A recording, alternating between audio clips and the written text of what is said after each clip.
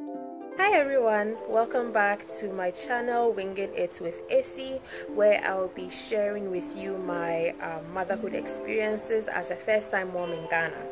Thank you for coming back, and if this is the first time you're watching one of my videos, which is my second video anyway, you're welcome. For those of you who are here to watch this video and you watched the first one and you did not subscribe, why are you doing this? If you are here again, it means you enjoyed what I presented the first time. So please take these 2 seconds and click the subscribe button. Encourage me, motivate me, support me as we go through this journey together. So today we are going to be talking about, I'm going to be sharing with you how my labor and delivery experience affected my faith. Yes, it affected it big time. So in 2013, I had a friend who gave birth. I had just finished my national service at the time, and she shared her experience with me and how she read the book Supernatural Childbirth. This book right here. So I'm sure some of you may know this book. Some of you have heard of it. Some of you have read it, and so I would say it's a bit popular among pregnant women, especially Christians. So I went ahead and I bought the book. Her story encouraged me, her testimony encouraged me. So I went ahead and I bought the book. So this was 2013. I bought the book, I read it, and then I started praying about my pregnancy. So first things first, it is never too early to start praying about your pregnancy. It is never too early. It doesn't matter what age you are, start praying about it. The prayers will work for you when the time comes. So I started praying about it. So this 2013, I got married in 2016. So throughout that time, I've been praying about pregnancy and everything related. So now fast forward to when I got pregnant, I read the book again and I was praying about it and everything. Those of you who have already watched the video on the Jomo Baby channel, you've already heard my labor and delivery experience. I'll be sharing it on this channel as well, but to cut the long story short, I had to undergo an emergency C-section. So it wasn't something that I expected. So in all the research that I did while I was pregnant, all the YouTube videos that I watched, I barely watched anything about C-sections and how to take care of yourself after having a C-section. So after having a C-section, I felt like I'd been run over by a bus. I didn't know what to do with myself. I was just a big ball of emotions. And so I became angry with God because honestly, by the time it was almost my due date was close enough, I honestly, like, I really believed that I had no doubt that I would have a supernatural childbirth. Basically, what I believed was that my labor would not be long and it would not be as painful. That was what I was believing God for, among other things. But the way everything turned out, honestly, like after everything happened, I realized that I was angry with God. I was so angry with him. And I remember questioning him. I was like, did I offend you? Who did I offend? Like, why? Like, I had this one, I could say that I didn't have a doubt. I truly believed. So when my labor started, when I felt the pains, I was like, oh, okay, I guess my prayers have been answered, because this is not, it's not wanting to die kind of pain. But by the time I got to that stage of I want to die kind of pain, so I kept asking God. I was like, what happened? Like, what happened to our deal? What happened to all the prayers that I prayed? So I was angry with God for a while. I'll say for about, I don't know, 2-3 months. So it was hard for me to pray. I was always I almost felt like, okay, like, what's the point in praying, because I don't even know if he's going to answer it or not. This is what I was like. I felt like it was a big thing I was believing God for, and it didn't happen the way I expected it to happen, or the way I was hoping that it was going to happen. So so I remember when I came back from staying with my parents for about 2 months, I get to the room and then I see the book on my nightstand, and I literally just eyed the book, and like, I don't want to see the book. I don't want to see this book, you know.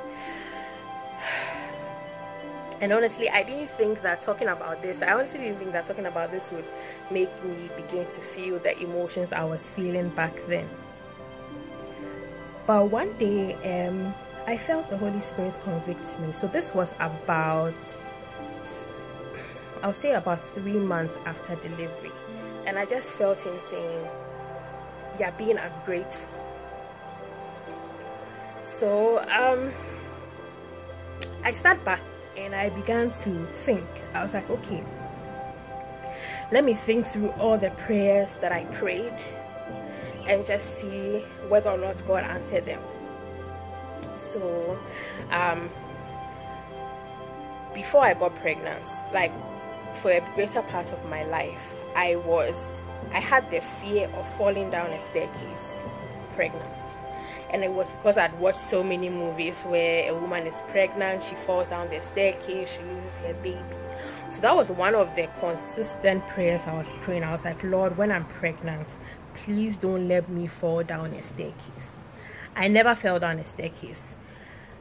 And it was even more so because the building where I live, our apartment is on the first floor. So I have to climb a flight of stairs every day.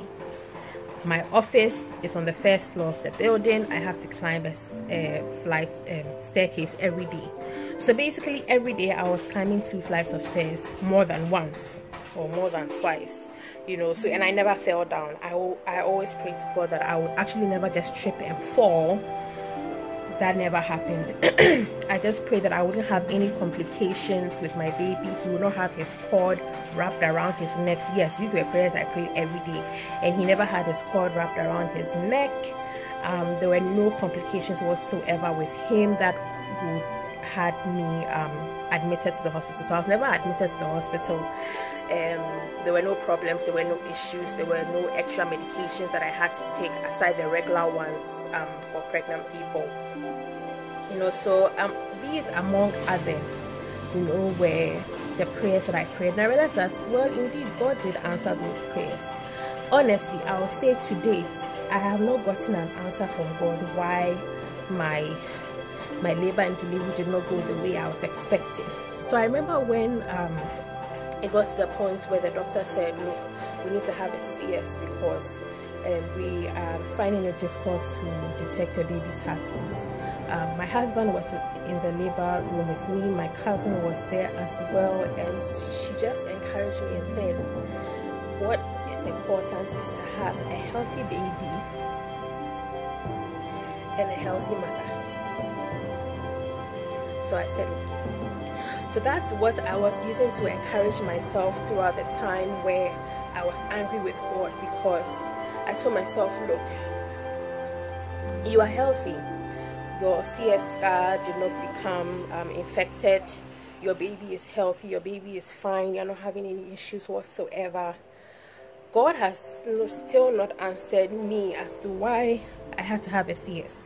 And I would say the truth, I wasn't hell-bent on having a vaginal delivery. I know some women who are hell-bent. I feel like because of the way society views cesarean sections, it's like, no, I must push my baby out, otherwise I'm not a mother, otherwise I'm not a woman. I don't subscribe to that. So it wasn't a matter of by hook or crook I must push this baby out, but it was just a matter of, this is what I've been telling God over the years, and this is what I'm expecting to happen, that at least maybe just 2-3 hours of labor, not too painful, baby is out, like I'll sneeze and baby's out, or it's like, oh okay, baby is here, and it's like, oh okay. Or I'll be one of those women that the nurses will look at me and be like, are you sure you're in labor? You don't look like somebody who is in labor. Like, I was expecting that to be my story, but that was not the case. That was not the issue. So I began to take stock of the prayers that I had prayed to God throughout my pregnancy, and the fact that all those prayers were answered.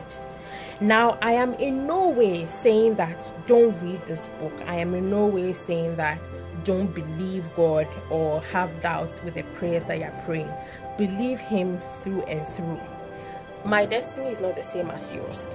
My destiny is not the same as my husband's destiny. So it's in Ahmed's destiny that, oh yeah, she will have 2 hours of labor, 1 hour of labor. From the time she starts feeling the first contraction to the time she actually has to push, it's 30 minutes. By the time she leaves her house to get to the hospital, baby's already almost out. Everybody's story is different. Everybody's shebre is different. I don't know why God made it happen for me this way, but I struggled with my faith. And I just want to encourage anybody who is at that point right now, or maybe in future you may be at that point, or you were at that point and you still haven't gotten over it. I would say that I've been able to overcome it, but it wasn't easy. I just told God that, you know something, the way I'm feeling hurt and I'm feeling angry with you and I'm feeling disappointed,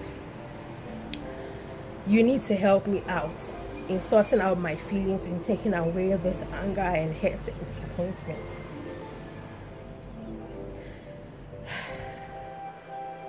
So yes, basically that is my story and how I fought with God a lot in the weeks after delivery.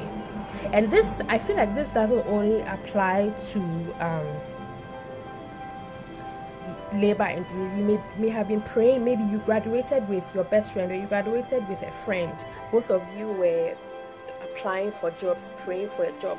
You got it, your friend didn't get it. It's been 8 months now, it's been a year now, you didn't get it, your friend has gotten it. Now you're beginning to ask God, where did I go wrong? How have I offended you? Or you've been asking God for a life partner, you've been asking God for a particular promotion. It's been 2 years, it's been 3 years, nothing is happening, and you're wondering, what have I done wrong? What am I supposed to be doing? Like, what is it, you know? But do we only, and this is another thing that came to mind, because I remember I had reminded a friend of it not too long before that, or maybe like a year before that. Do we only serve God when things go the way we want it to? No. If we accept the sunshine from God, we also have to accept the rain from God. So it was not easy getting to that point. It was not easy getting past it. It took me months to get past it and say, you know what, I will still keep serving God, I'll still keep praying, I'll still keep believing Him, because I don't know why He did what He did. Maybe 3 years from now, 8 years from now, I'll look back and I realize that, oh, this is why God had me go through a CS. Maybe I'll never be able to see the path and see, okay, this is why He had me experience that. I don't know, but I'm just here to share this story to encourage anybody who is going through it right now, who may be going through it, or whatever situation that you are going through, that you just feel like God didn't show up the way you expected Him to show up, or the way you prayed and believed that He was going to show up. But we still need to keep believing God. So just hang on there, hang in there. Thank you for listening to my story, and I just need some encouragement. So just leave a comment down below if you have been through it, or you know somebody who has been through it, how you overcame it. And yes, please once again subscribe to my channel. This is Winging It with AC. We are winging motherhood, because I really don't know what I'm doing, but I'm just going to be sharing it with you and hoping that all goes well. Thank you so much for watching this video, and I will see you in my next video. Bye.